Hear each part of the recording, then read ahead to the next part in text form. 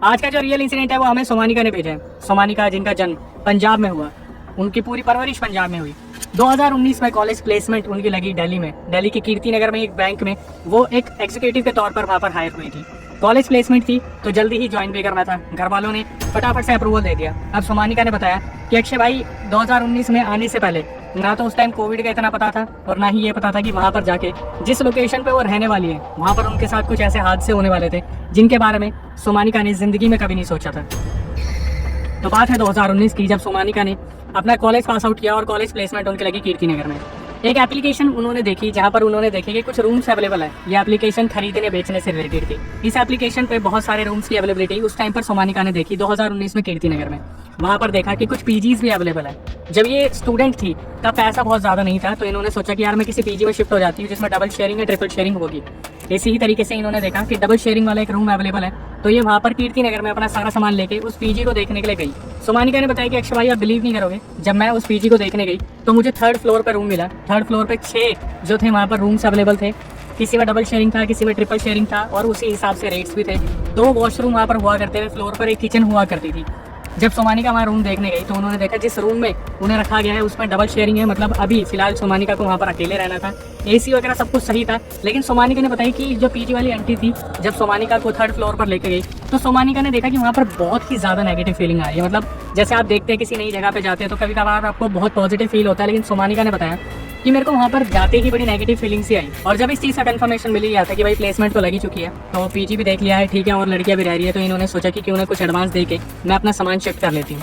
और ऐसे ही हुआ, इन्होंने 1000 रुपये उन्हें एडवांस दिया आंटी जी को और सारा सामान अपना जो है लाई हुई थी वहाँ पर पंजाब से, सारा का सारा सामान इन्होंने शिफ्ट कर लिया लगे हाथ। पहली रात जब सोमानिका वहाँ पर रुकी तो उन्हें ऐसा कुछ भी फील नहीं हुआ। उन्होंने बताया नेक्स्ट मॉर्निंग उनके कमरे में एक आयुषी नाम की लड़की आ गई। जो सोमानिका थी वो बहुत ज़्यादा खुश हुई आयुषी को देख के, ये सोचा कि अब चलो मेरे लिए कोई एक रूममेट आ गई है जिसके साथ मैं अपनी बातें शेयर कर सकती हूँ। 1-2 दिन तो सब कुछ ठीक रहा। अब उसके बाद क्या हुआ, सोमानिका और आयुषी की आपस में लड़ाइयाँ होनी स्टार्ट हो गई रूम के अंदर। और रीजन क्या था, सोमानिका जिस बैंक में काम करती थी वो एक प्राइवेट बैंक था, वहाँ पर हमेशा एसी चलता रहता था, जबकि आयुषी एक नॉर्मल बैकग्राउंड से थी तो उन्हें एसी की इतनी आदत नहीं थी। अब जब सोमानिका बैंक में काम करती थी तो उन्हें एसी की आदत लग गई थी, तो इनकी हमेशा लड़ाई इस बात पे होती थी कि सोमानिका हमेशा रात को बोलती थी कि एसी को चला के रखो और आयुषी बोलती थी कि इस एसी को चलने नहीं दिया जाएगा, बहुत ज़्यादा बिल आ जाएगा। लेकिन सोमानिका ने बताया कि अक्षय भाई जिस बैंक में मैं काम करती थी वहाँ मुझे इतनी बुरी आदत लग गई थी कि एसी के बिना मुझे नींद ही नहीं आती थी। एक दिन इनकी लड़ाई इतनी ज़्यादा बढ़ गई, सोमानिका ने अपनी पीजी वाली आंटी से बात की और उनसे बोला कि मुझे दूसरा रूम चाहिए।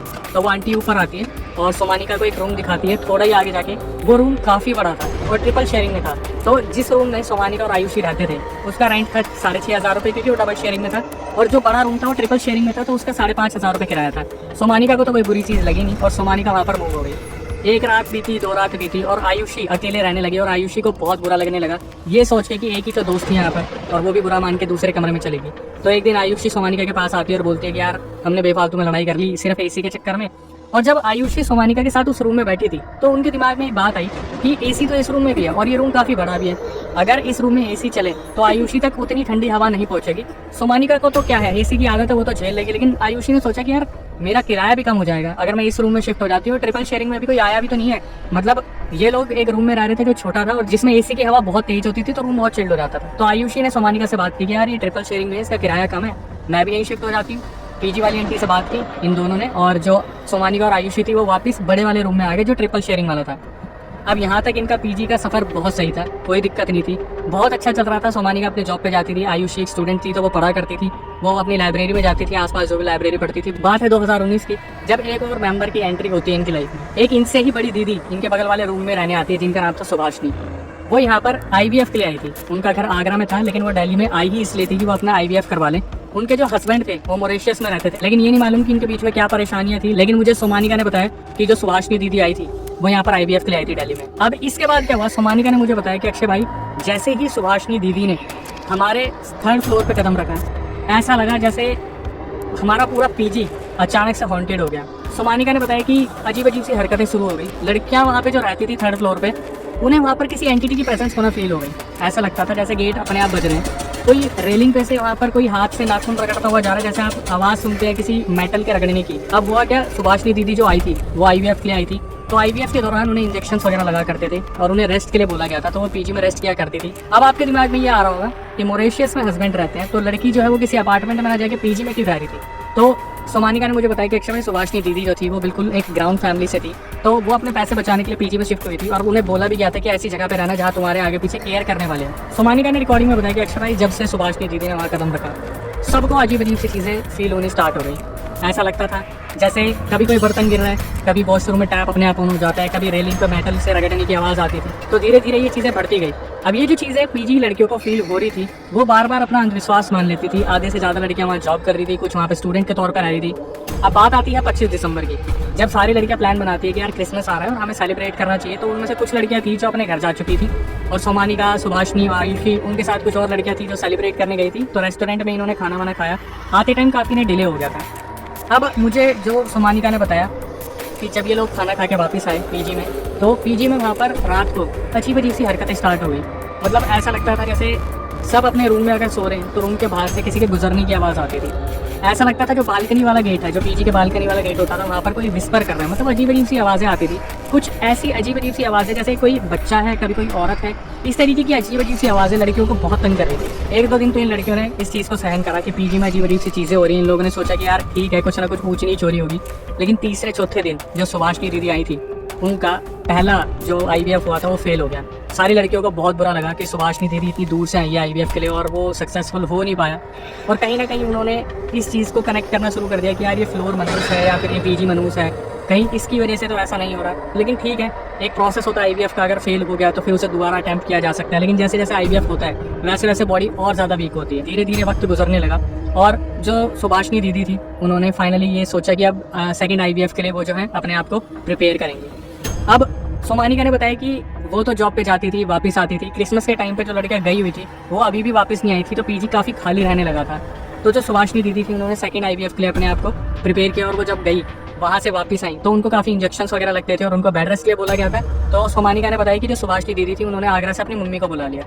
और इसके आगे जो सोमानिका ने मुझे बताया वो इतना दर्दनाक हादसा था कि मतलब मैं ये सोचता हूँ अगर मेरे साथ भी हो जाए तो मेरे खुद के रोंगटे खड़े हो जाएंगे।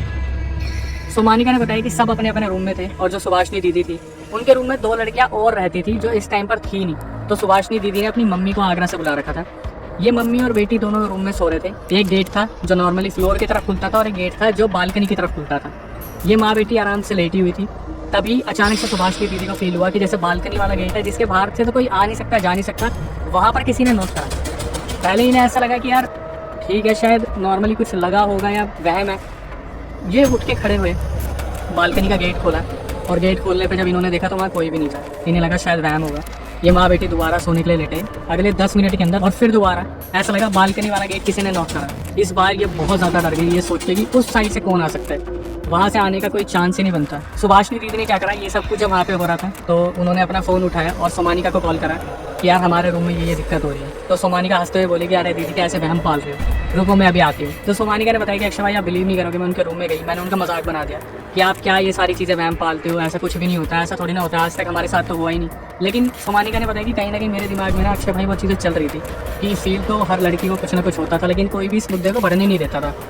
अब हुआ क्या, उसके बाद सोमानिका वहाँ पर जब बैठी थी तो अचानक से फिर दोबारा बालकनी पे किसी ने नॉक करा और इस टाइम पर जो सोमानिका थी उनके रूम पे खड़े हो गए, क्योंकि ये चीज़ें अभी तक तो जो बात चल रही थी लेकिन प्रैक्टिकली ये चीज़ उनके सामने हो गई। तो उन्होंने बोला कि ये दीदी मुझे यहाँ पर पॉजिटिव वाइब्स नहीं आ रही है, आप मेरे कमरे में चलो। इन लोगों ने क्या करा, बालकनी वाले गेट को लॉक करा अच्छे से और जब ये बाहर आ रहे थे सोमानिका, सुभाषनी और उनकी मम्मी, जब मेन लॉक को इन्होंने बंद करा गेट को, वो जो कमरे का मेन गेट था जहाँ पे फ्लोर कनेक्टेड होता है वो इतनी ज़ोर से बजा, ये लोग बुरी तरीके से डर गए। अचानक से जैसे चीखने की आवाज़ निकल जाती है वो इन तीनों के मुंह से निकली। आंटी जी भी बहुत ज़्यादा डर गई थी। ये तीनों फ्लोर पर बाहर निकलते हैं, धीरे धीरे जो है देखना शुरू करते हैं आगे पीछे क्या है। अचानक से वहाँ पर लाइट चली जाती है पीछे की और इन्वर्टर वहाँ पर नहीं था। लाइट जाती वहाँ पर हाहाकार मच गया। जो उस फ्लोर पर कुछ लड़कियाँ बची थी वो भी अपने रूम से बाहर आ गई देखने के लिए कि फ्लोर पे हो क्या रहा है। सोमानिका ने बताया अक्षय भाई वहाँ जो तबाही मची, उसके बाद जितनी भी लड़कियाँ वहाँ खड़ी थी सबने देखा जो सुभाषनी वाला कमरा था जिसमें उनकी मम्मी और वो रह रहे थे वो इतनी बुरी तरीके से बजने लगा उसका गेट कि वहाँ पर जितनी भी लड़कियाँ थी भागकर सीधा सोमानिका के कमरे में गई। उस रात 6 से 7 लड़कियाँ सिर्फ उसी रूम में रुकी, सोमानिका वाले रूम में, कोई भी बाहर नहीं गया। इन्होंने बताया कि आंटी जी भी इतना ज़्यादा डर गई थी कि उन्होंने अपनी लाइफ में कभी एक्सपीरियंस नहीं किया था। अब ये समझ नहीं आ रहा था कि इस पीजी की बैक स्टोरी है क्या, या इस फ्लोर को क्या हो रहा है, क्या मतलब सुभाषनी दीदी में ऐसा क्या था कि जब से वो यहाँ पे आई थी तब से ही उनको कुछ ना कुछ फील होना स्टार्ट हो गया था। सोमानिका ने बताया कि वहाँ पे जब लड़कियाँ थी उनकी धीरे धीरे तबीयत खराब होनी स्टार्ट हुई। लड़कियों ने अपने घर पे फ़ोन करना स्टार्ट कर दिया कि हम पीजी खाली करेंगे, यहाँ पर हमारे साथ कुछ ना कुछ हो रहा है। सोमानिका ने बताया अक्षय भाई आप यकीन नहीं करोगे, जब हम नीचे जाते थे ना सामान लेने के लिए, तो दुकान वाले हमें ऐसे घूरते थे जैसे उन्हें पता है यहाँ पर कुछ हो रखा है, लेकिन हमें नहीं मालूम। और वो चीज़ बहुत खतरनाक है।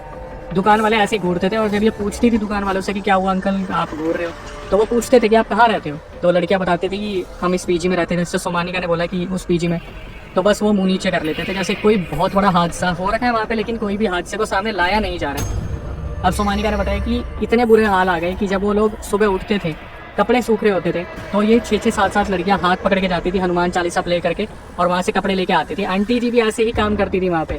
अब धीरे धीरे क्या हुआ, सेकंड IVF जो चल रहा था 3 महीने बाद, वो सेकंड IVF भी बेकार हो गया। और इतना बुरी तरीके से जो सुभाषनी थी वो डिप्रेशन में गई कि उन्होंने अपने भाई को फ़ोन करा, वो आगरा से आए और सुभाषनी को और उनकी मम्मी को आगरा लेके चले गई। फिर वहाँ का बाद का जो प्रक्रिया सारा आगरा में हुई। अब सोमानिका ने बताया कि अक्षय भाई मेरी किस्मत कितनी ही गंदी होगी, मेरी जॉब चल रही है और मेरे पीछे से मेरे रूम में सिर्फ 2 लड़कियां रह गई थी, उस फ्लोर को सब खाली करके चले गई। सोमानिका ने बताया जब वो अपने ऑफिस से वापस आई, वो 2 लड़कियां भी जा चुकी थी। इस चीज़ को चलते हुए कम से कम नहीं तो 7-8 महीने हो गए थे। इसके बाद सोमानिका ने बताया जब ये सारे हादसे चल रहे थे, उनकी मुलाकात उन्हीं के ऑफिस में एक लड़के से हुई जो कि मुस्लिम थे और सोमानिका हिंदू है। तो इन दोनों के बीच में काफ़ी अच्छा बॉन्ड बना, दोस्ती अच्छी हुई। उसके बाद इन दोनों में प्यार हो गया।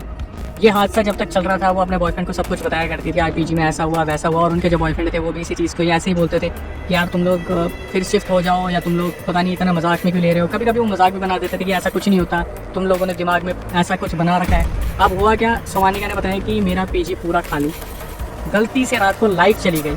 और लाइट चली गई जब उन्हें ऐसा फील हो रहा था धीरे धीरे कि उनके आगे पीछे कुछ है। और एक चीज़ मैं बताना भूल गया कि जब ये दोनों मिले थे तो कुछ ही टाइम बाद इनका रोका भी हो गया था। इन दोनों की ही फैमिली में कोई पाबंदी नहीं थी, तो फैमिली वालों ने इनका रोका करवा दिया था। लड़का अपनी जॉब कर रहा था और सोमानिका अपनी जॉब कर रही थी। 2019 के दिसंबर में जब क्रिसमस निकला, उसके बाद लॉकडाउन की प्रक्रिया स्टार्ट हो गई, जहाँ पर इनको बहुत दिक्कतें आई। 2020 में क्या हुआ, शादी से 1-2 महीने पहले जो सोमानिका थी वो प्रेग्नेंट हो गई। और सोमानिका उस पीजी में अकेली थी जब वो प्रेग्नेंट थी, और वो बार बार फ़ोन करके अपने बॉयफ्रेंड को बताया करती थी कि मुझे बड़ा अजीब लग रहा है, पूरे पीजी में कोई भी नहीं है। और उनके बॉयफ्रेंड बोलते थे कोई नहीं मैं लेने आ जाता हूँ, लेकिन वो यही बोलती थी कि ऐसे नहीं, अच्छा नहीं लगता, शादी से पहले मिलना ठीक नहीं रहेगा, कि आपकी फैमिली बोलेगी कि अभी थोड़ा सा टाइम है, शादी के बाद मिल लेना। लेकिन शादी से पहले प्रेग्नेंट हो चुकी थी, उन्हें कन्फर्म था कि 1-2 महीने बाद शादी होनी है, तो ये आराम से पीजी में रह रही थी। लेकिन हुआ क्या, उस रात जिस रात लाइट गई, उस रात इनको वो जो एंटिटी थी वो पहली बार दिखी एक लड़की के रूप में। वो लड़की इनके आगे पीछे से घूमती हुई दिखी, मुस्कुराती हुई दिखी, और वो एंटिटी पूरी तरीके से जो है सोमानिका को फील हो रही थी, कहीं ना कहीं वो अपनी मौजूदगी का एहसास करवा रही थी। और जैसे कि मैंने बताया कि लाइट गई हुई थी, सोमानिका ने अपना मुंह नीचे कर रखा था, तभी उनका गेट बजता है। वो बहुत बुरी तरीके से डर जाती कि फिर दोबारा कोई आया जो कि अब की बात शायद उन्हें ले जाएगा अपने साथ। सोमानिका को एक जानी पहचानी सी आवाज़ आती है, और वो भाभी थी जो नीचे रहती थी, उन आंटी की बहू, वो आई थी ऊपर, और वो बोली सोमानिका तो अकेली रह रही है, तुझे डर लग रहा होगा, चल तो नीचे चल हमारे साथ सो जा। सोमानिका ने बताया अक्षय भाई मैं इतनी बड़ी बेवकूफ़, मैंने अपने आप को पता नहीं क्या साबित करने के लिए बोलते कि नहीं भाभी मैं तो बिल्कुल ठीक हूँ, मुझे कोई डर नहीं लग रहा। तो भाभी ने बोला देख सोच ले एक बार, अगर तेरे को चलना है तो चल ले, क्योंकि फ्लोर पे कोई भी नहीं है, तू अकेली है। सोमानिका ने बताया मैं इतनी बड़ी बेवकूफ़, मैंने फिर यही बोल दिया कि कोई नहीं मैं तो अकेली रह लूँगी, ऐसा कोई भी नहीं है, कुछ नहीं है, ऐसा कुछ नहीं है। और वो भाभी नीचे उतर के चली गई। सोमानिका ने बताया कि अक्षय भाई मैं पूरी रात हर 5 मिनट में जगती, क्योंकि मुझे ऐसा लगता है कोई एंटिटी मेरे आगे पीछे है, बार बार मुझे ऐसा फील होता। सुबह मेरी आँख खुली, मैं अपने ऑफिस गई, जब मैं ऑफिस से वापस आई तो मैंने देखा कि आंटी ने 3rd फ्लोर पर पूजा करवा ली। पूजा करवाने के बाद 3-4 दिन तो वहाँ पे सब कुछ शांत रहा। जब सोमानिका ने इस चीज़ को देखा कि यार 3रे फ्लोर पर कोई भी रहने नहीं आ रहा और चीज़ें बढ़ती जा रही है, सोमानिका ने फाइनली हार मान ली और उन्होंने अपने बॉयफ्रेंड को कॉल करा और बोल दिया कि आप मुझे यहाँ से लेके चले जाओ, इससे पहले कि मेरे साथ कुछ हादसा हो जाए। तो उनके बॉयफ्रेंड ने अपनी मम्मी से बात की, तो फाइनली सोमानिका के बॉयफ्रेंड की मम्मी ने डिसीजन लिया कि अब शादी करवा देनी चाहिए, इससे पहले लड़की के साथ कोई दुर्घटना हो जाए। तो इन दोनों की शादी करवा दी गई। सोमानिका ने बताया कि अक्षय भाई जब मैं उस पीजी को वहाँ से छोड़ के आई ना, तब भी मेरे साथ चीज़ें सुधरी नहीं। मतलब अपने ससुराल में आके भी जब वो प्रेग्नेंट थी, उन्हें इतने बुरे बुरे सपने आते थे कि वो रात में कम से कम 10-10 बार जगती थी। उन्हें हमेशा ऐसा फील होता था कि उनके आगे पीछे कोई ना कोई एंटिटी है, कोई ना कोई एक ऐसी प्रेजेंस है जो वहाँ पर फील हो रही है। इन्होंने अपने हस्बैंड को बताया, हस्बैंड ने मम्मी को बताया, और मम्मी ने फाइनली एक मौलवी मौलाना को बुलाया वहाँ पर। हिंदुइज्म से बिलोंग करते हुए सोमानिका ने बताया कि अक्षय भाई क्योंकि मैं मुस्लिम फैमिली में थी तो मुझे अब सहारा भी मौलवी और मौलाना का ही लेना था। तो जो मदर थी, मदर इन लॉ, उन्होंने एक मौलवी मौलाना को बुलाया, और मौलवी मौलाना जब वहाँ बैठे उन्होंने कुछ हाथ देखा, सोमानिका की शक्ल देखी, कुछ पूछा तो नहीं उनसे, लेकिन सोमानिका को साफ बता दिया कि बेटा जिस पीजी में तुम गए थे, अगर उस पीजी में तुम 1 हफ्ता 10 दिन और रुक जाती तो शायद तुम कभी जिंदा नहीं बच पाती। तो सोमानिका ने पूछा कि ऐसा क्या है उस पीजी में जिसकी वजह से वहाँ पर इतना सब कुछ हो रहा है। तो उन मौलवी मौलाना ने बताया, जो भी वहाँ पे बैठे थे, कि उस पीजी का बहुत बुरा इतिहास रहा है, बहुत बुरा। क्योंकि जो मौलवी मौलाना थे वो अभी भी इस चीज़ को देख पा रहे थे कि सोमानिका के पीछे कोई एंटिटी अभी भी थी जिसको वो हटा रहे थे। उन्होंने बताया कि एक लड़की रहती थी वहाँ पर उस पीजी में कुछ टाइम पहले, और एक लड़के से बहुत प्यार करती थी वो। उस लड़के से प्रेग्नेंट हो गई थी। वो लड़का वेल सेटल्ड था और वो लड़की भी जॉब करती थी। 1.5 महीना हो गया था इस बात को जब वो प्रेग्नेंट हो चुकी थी। उन्होंने अपने बॉयफ्रेंड को बोला कि हमें शादी कर लेनी चाहिए, और उसके जो बॉयफ्रेंड थे उस लड़की के, उसने साफ मना कर दिया एक्सेप्ट करने से, जिसकी वजह से वो लड़की इतना ज़्यादा डिप्रेस हो गई कि उस पीजी के अंदर उसने अपने शरीर को अग्नि को समर्पित कर दिया और वो वहीं पर ख़त्म हो गई। अब उस पीजी में जो प्रॉब्लम चल रही है वो ये प्रॉब्लम है कि कोई आम लड़की अगर वहाँ पे रह रही है तो ठीक है, लेकिन अगर कोई प्रेग्नेंट औरत वहाँ पे आती है जैसे सुभाषनी, तो उस बच्चे की बलि ली जाती है। पहला बच्चा भी IVF वाला गया, दूसरा भी गया, और अब बारी सोमानिका की थी। सोमानिका को जब ये चीज़ पता चली, सोमानिका ने अपने हाथ पैर जोड़ लिए कि मैं कभी ज़िंदगी में ऐसी गलती नहीं करने वाली। और उन्होंने आपके लिए भी यही मैसेज दिया कि भाई किसी नई जगह पे जा रहे हो ना, तो प्लीज़ उस जगह के बारे में जान लो, चाहे पीजी हो, हॉस्टल हो, फ्लैट हो, अपार्टमेंट हो, कुछ भी हो। कोई नई जगह ले रहे हो ना, वहाँ के बारे में भी पहले इतिहास जान लो, क्योंकि ये चीज़ें कहीं भी हो सकती है और आपको कोई नहीं बताएगा जब तक आप अच्छी तरीके से पता नहीं करोगे। बैकग्राउंड वेरिफिकेशन बहुत ज़्यादा ज़रूरी है। अब जब आपको moral of the story conclusion मिल ही गया, तो भाई मेरी आपसे क्या रिक्वेस्ट होती है कि जो नए व्यूअर्स हमारे चैनल पे आए वो हमारे चैनल को सब्सक्राइब करें, बेल नोटिफिकेशन ऑन करें, ताकि ऐसे पैरानॉर्मल अवेयरनेस वीडियोस, ऐसे रियल किस्से मैं आपके सामने लाता रहूँ, जहाँ पर जो सब्सक्राइबर हमारे हैं वो हमें बताते हैं। आपकी बारी डिमांड पर हमने पॉडकास्ट चैनल स्टार्ट किया है, जिस पर आप पॉडकास्ट आने लग गए हैं, तो आप शिकायत नहीं कर सकते हो। हम छोटे क्लिप्स डालते हैं क्योंकि कुछ लोग हैं जिन्होंने उन क्लिप्स को नहीं देखा और कुछ लोग उन्हीं क्लिप्स को देखना चाहते हैं, इसलिए। लेकिन जो सबसे अच्छी चीज़ है, क्योंकि आपकी भारी डिमांड पर स्टार्ट किया है, तो भाई आप भी उसके सदस्य बन सकते हैं। तो प्रक्रिया में आपको बता सकता हूँ, जहाँ हम गेस्ट को बुलाते हैं वहाँ हम सब्सक्राइबर को भी बुला रहे हैं। तो प्रक्रिया में आपको बताता हूँ, स्क्रीन पर और डिस्क्रिप्शन में जो आपको नंबर दिख रहा है उस पर आप अपना पूरा रियल इंसिडेंट रिकॉर्ड करके भेज सकते हैं, और नीचे एक बार मेंशन कर दीजिए कि अक्षय भाई हम भी पॉडकास्ट में आना चाहते हैं, दिल्ली में हमारा सेंटर है। टीम एक बार उसे रिव्यू करेगी, उसके बाद आपको बुलाया जाएगा। आप भी स्क्रीन पर आके पूरा अपना किस्सा बता सकते हो, और फिर हमारे दूसरे चैनल पे जिसका नाम है अक्षय वशिष्ठ हॉरर शो, उस पर उस चीज़ को हम लाइव करेंगे। लेकिन उससे पहले एक रिक्वेस्ट, उससे भी जाके सब्सक्राइब कर लो, ताकि सब्सक्राइबर के साथ जो हादसे होते हैं वो कैमरे पे आके बताते हैं, तो आप वो भी सुन सकते हो। इंस्टाग्राम, यूट्यूब को जो आप प्यार दे रहे हो उसके लिए बहुत बहुत धन्यवाद। इसी तरीके से फेसबुक को भी प्यार दीजिए, लिंक आपको डिस्क्रिप्शन में मिल जाएगा। और आखिरी में यही कहूँगा भाई, प्लीज़ रिसर्च कर लेना कोई नई जगह लेने से पहले, और माँ बाप से प्यार करना, वो आपके लिए सब कुछ करने को तैयार होते हैं। भाई बहनों से प्यार बना के रखना है, जहाँ फालतू लड़ाई हो रही है उसमें कभी इन्वॉल्व मत होना। आखिर में यही कहूँगा, नए वीडियो नए पॉडकास्ट आने तक stay tuned with the channel.